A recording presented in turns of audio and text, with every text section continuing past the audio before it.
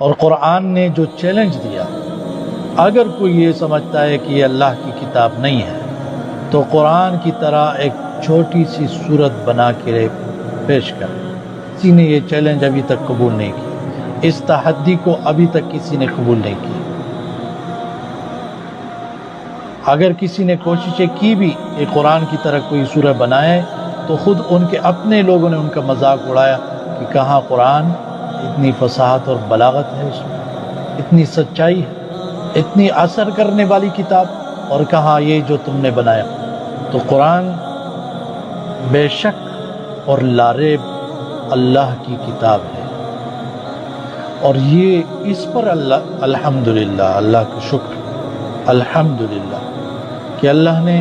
ہمیں نصیب کیا کہ ہم اس قرآن پر ایمان رکھتے ہیں، اس پر اللہ کا شکر، اللہ کا حمد بیان کرتے ہیں۔